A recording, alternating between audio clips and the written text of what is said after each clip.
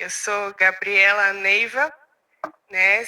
Vou me autodescrever, né? Fazer minha autodescrição. Eu sou uma mulher com deficiência física, uso muletas para caminhar, tenho estatura mediana, sou lida socialmente como parda, tenho cabelos curtos tingidos de ruivo na altura da nuca, estou de brincos do tipo argola, blusa branca, calça jeans e sapato preto. Na verdade, eu fico sempre um pouco nervosa nessa posição, mas esse lugar me é muito familiar, porque eu formei pela Rui Barbosa.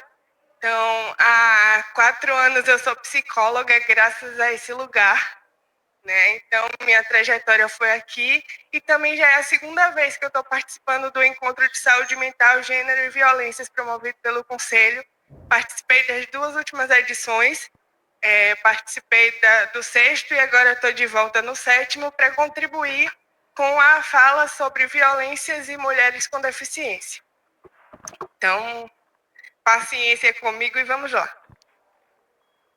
Bom, como o objetivo, né, do evento é a divulgação da cartilha e o objetivo da mesa é a orientação para a prática profissional, pensando o que trazer, eu não vi lugar melhor por onde começar do que pela própria definição da psicologia.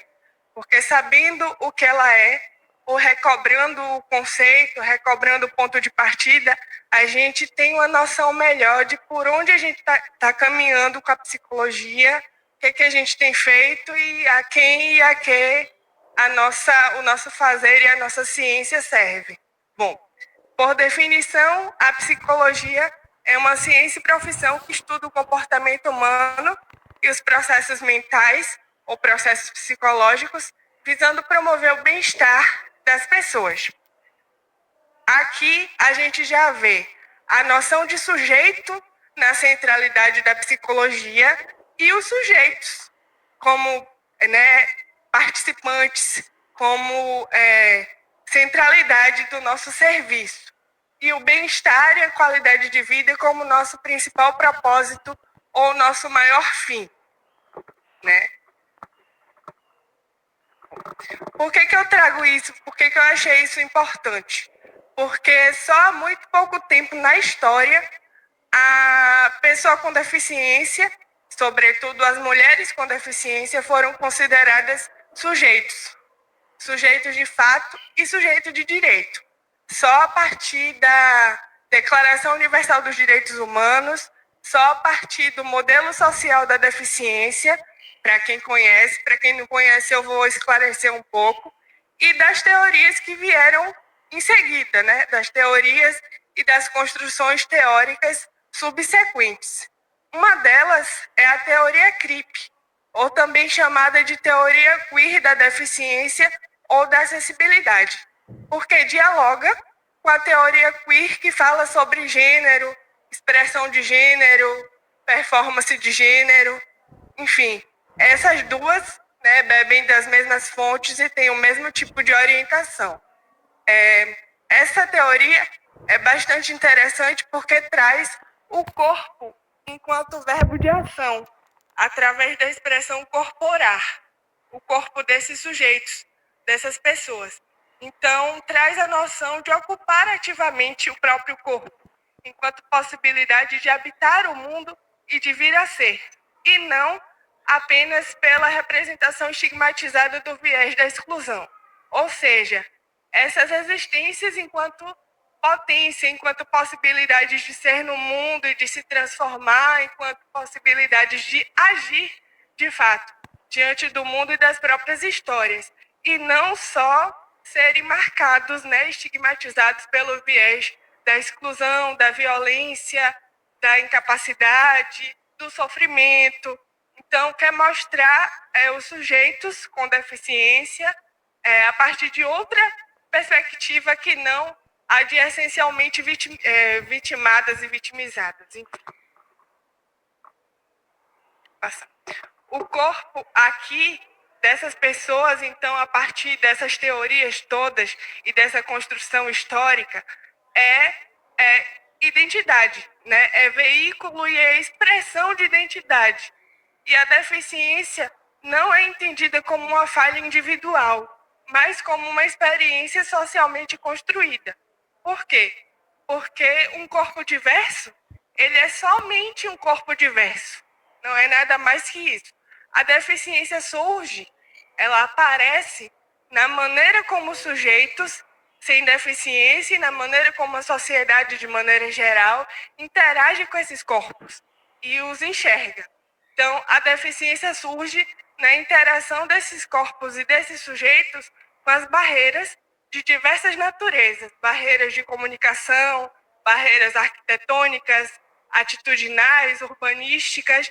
Então, a deficiência é uma construção social, né? Marcada, obviamente, por um tempo histórico, por uma sociedade específica, mas ela não é nada mais do que uma construção social.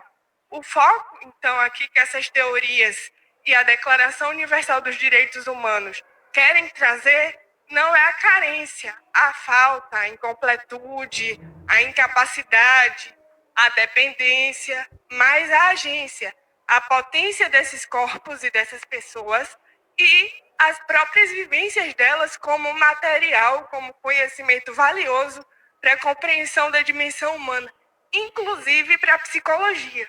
Porque a gente tem a tendência de chegar para essas pessoas e chegar nesses espaços, ter contato com essas histórias com um suposto saber, né? A ciência psicológica se não tiver advertida da sua posição histórica, enfim, ela vai com a intenção de colocar um saber diante daquele sujeito. Mas aquele sujeito já vem com saber sobre a própria vida, sobre o mundo. Então, a posição é de parceria e de construção e não de hierarquia necessariamente. Então, essas teorias, elas integram também questões de gênero, sexualidade e raça, como a gente já viu aqui falar, e uma compreensão, então, de sujeito e de humanidade que desconsidere esse olhar, eu considero aí sim uma compreensão deficiente, uma compreensão incompleta, uma compreensão falha. Falando da violência como tema, né, do evento, como tema da cartilha, a violência, então, também aqui é abordada como fenômeno multidimensional, determinado por fatores relacionais, porque a violência nada mais é do que uma relação de assimetria de poder, enquanto um sujeito, uma instituição que também é formada por gente se colocando acima de um sujeito que essa pessoa, essa instituição considera por algum motivo inferior, por fatores culturais, sociais, históricos, econômicos e de estigmas de gênero. Então, a perspectiva dessa leitura, ela é e precisa ser transversal, interseccional e olhar para desde a violação desses direitos humanos dessas mulheres até a promoção dos direitos e a proteção. Por quê? Porque esses direitos não são, apesar de conquistados, eles não são permanentemente estabelecidos. Então a gente precisa estar atento, né, a tirar pela conjuntura que a gente está vendo aí de amanhã, por exemplo, vão haver movimentos, né, para lembrar ao poder público, aos governantes, que a gente está de olho, que a gente tem direitos e que eles precisam ser protegidos e não ameaçados, enfim. E isso tudo baseado na ética, né? E quando eu falo de ética humana, ética de vida, mas eu falo sobretudo também aqui de ética profissional. Aqueles parâmetros, aquelas diretrizes estabelecidas pelo nosso código de ética. Bom, aqui acho que eu trouxe também um olhar muito importante. A diferença entre ser descritivamente com deficiência e ser politicamente com deficiência. O que quer dizer isso? Uma pessoa com deficiência física, como eu, por exemplo, vou usar esse parâmetro porque eu vivo, né, de forma material e concreta na minha pele. Uma pessoa que usa cadeira de rodas, por exemplo, ela sabe o que é usar cadeira de rodas, ela sabe o que é as limitações e as consequências da deficiência no próprio corpo. Uma pessoa que usa muletas, ela sabe o que é isso. Uma pessoa com deficiência visual, ela sabe o que é a ausência de visão e como é que ela faz para se adaptar, ou como é que ela faz, que recursos ela usa para viver no mundo desse jeito.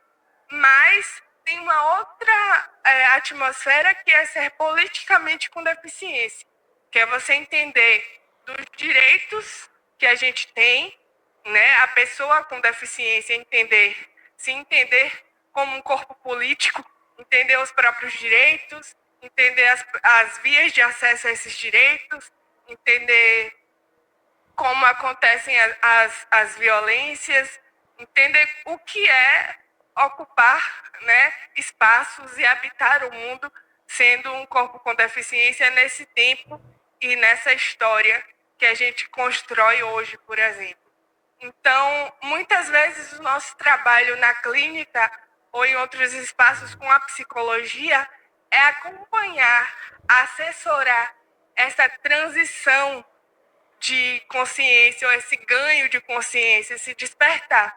Porque muita gente chega se descrevendo como alguém com deficiência, mas não atingiu ainda a elaboração de entender o que é ser politicamente com deficiência.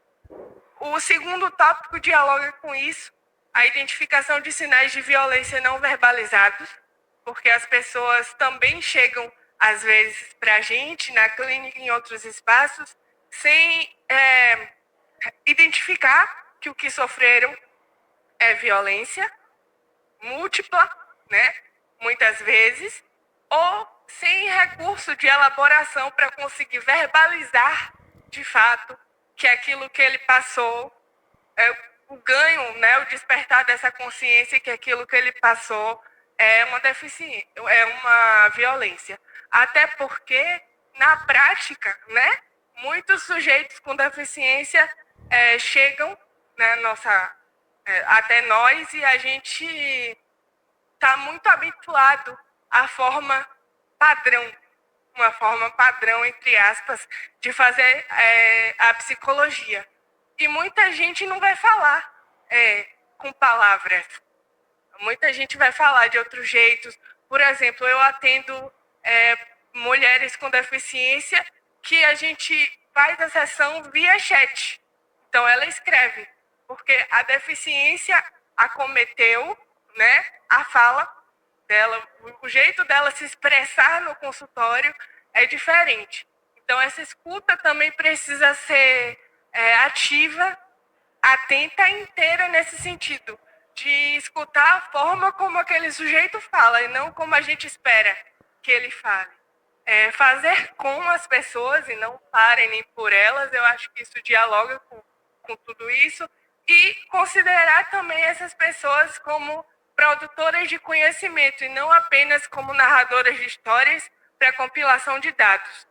Ou seja, muitas vezes, por exemplo, essas pessoas com deficiência são convocadas para colaborarem como participantes de pesquisa, com relatos em pesquisas que pessoas sem deficiência escrevem sobre a vivência da deficiência. Então, essas pessoas também podem, as pessoas com deficiência podem ocupar esse outro lugar de escrever em nome próprio as suas histórias, de produzir intelectualidade, até porque as histórias de versão única, né? As histórias de uma única versão são, no mínimo, duvidosas e problemáticas. A gente precisa considerar a condição de escutar o outro lado num outro lugar, né? Que não passivamente só da minha experiência servir como dado para a pesquisa do outro. Não que isso seja um problema, ou que esse tipo de pesquisa seja menor. Ela também contribui. Mas a gente tem condição de estar em outro lugar. Bom, acho que é isso. A minha contribuição rápida, breve. Espero ter elucidado aí algumas coisas, despertado outras. Agradeço ao CRP por estar de volta. Agradeço a Rui por estar de volta também mais uma vez. É sempre bom voltar para o lugar que me formou. E estou aberta a perguntas, discussões, aqui ou fora daqui. Enfim, obrigada.